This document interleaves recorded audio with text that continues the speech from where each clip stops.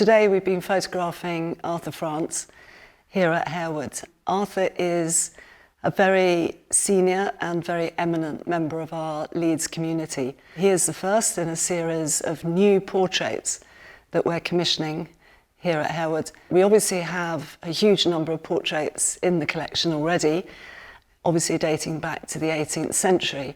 Those are all portraits of Lascelles family members or people closely related to the Lascelles family, and consequently they're all of very wealthy people and they're all of white people.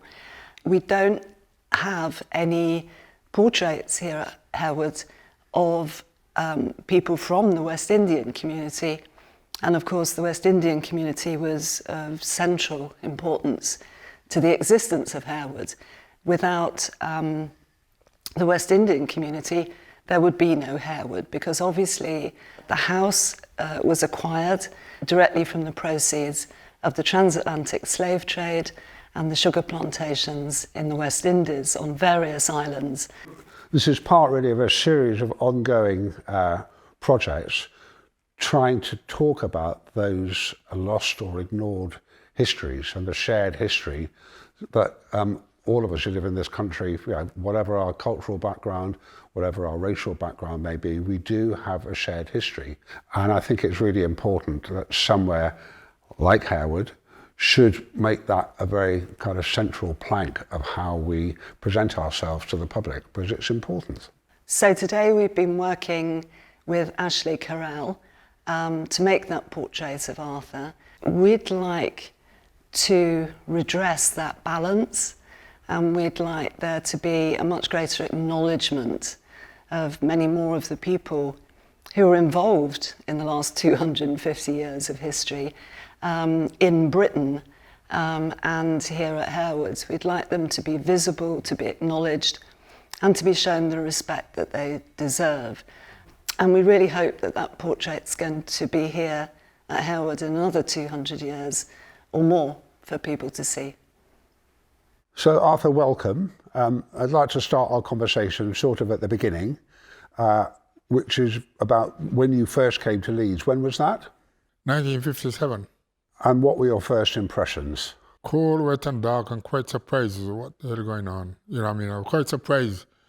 The country we came into, that we have so much of it, we were taught as a child in the Caribbean that England was like the best place on earth. And I couldn't understand. One of the impressions I had is when I look outside and I saw these benches on the side of the road, and I thought, are these people crazy? No one sitting on them because it was damp and wet, and couldn't understand people will be sitting outside. Never realized it will get warm as well. Could remember, got interested in the art and culture of carnival.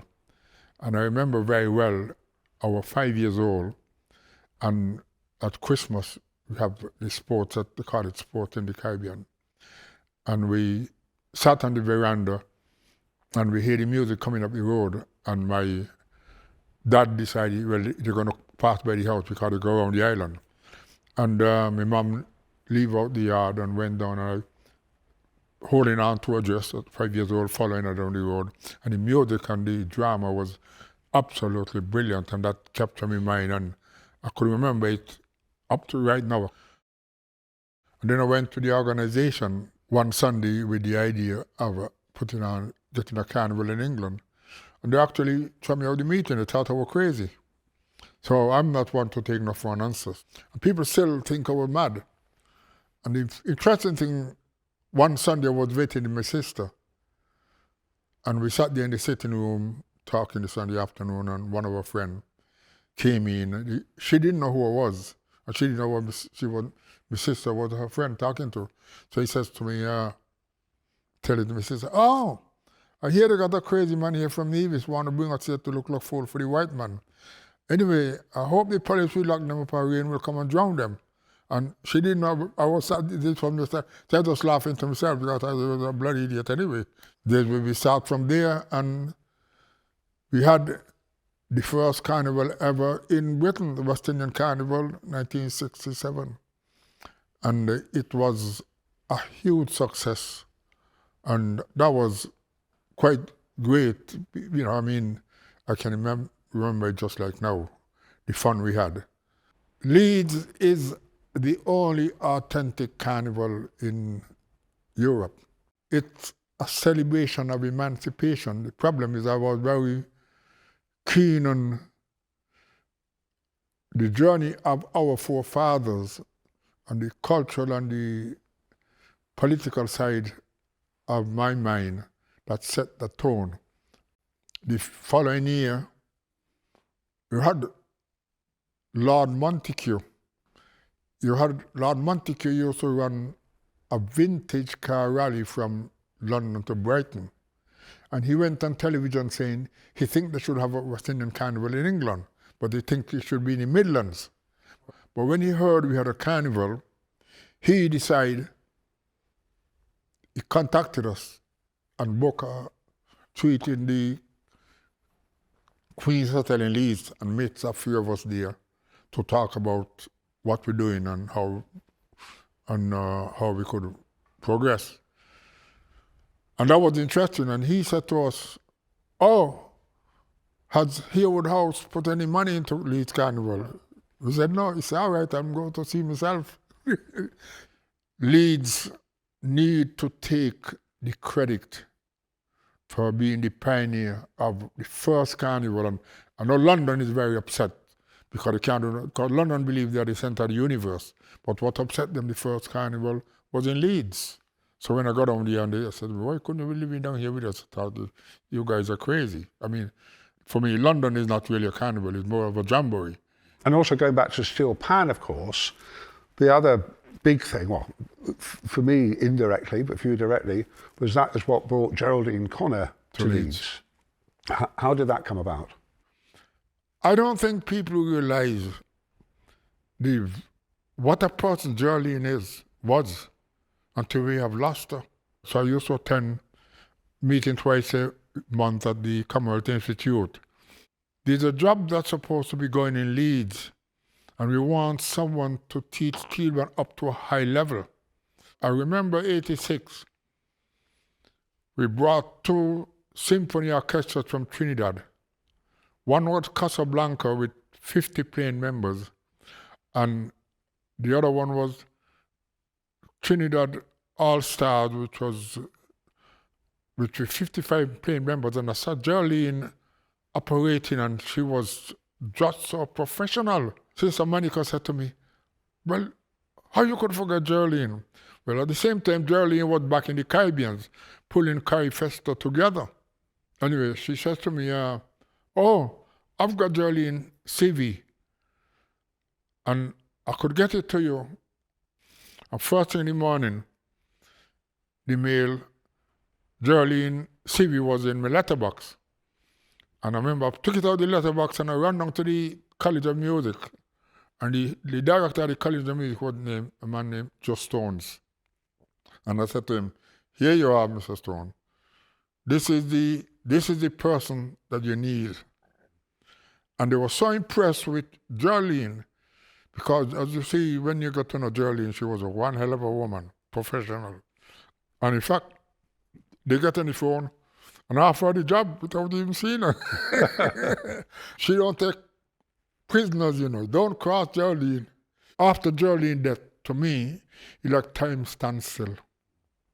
And it'll never be another Geraldine. And I always believe that people say there's no one indispensable, but I'm one of them who believe that people are irreplaceable. And I think we need to cherish those people who has gone on, who are still here, for what they have done.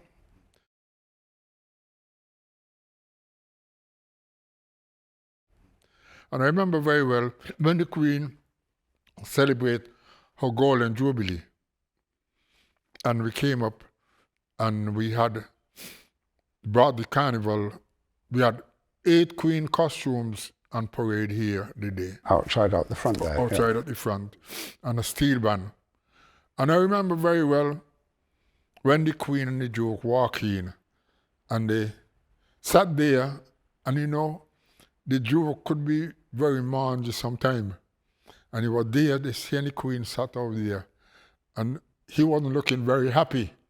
But one thing I find, and I could remember, I could the picture of it right now.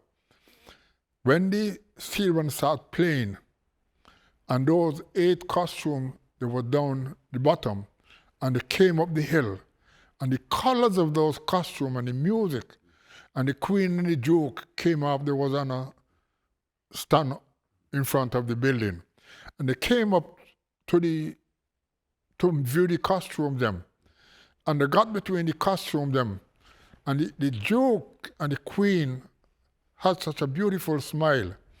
And I find, and this is why I've got very warm memory of the Queen. I had my personal opinion years about the royal family and the plight of the Commonwealth.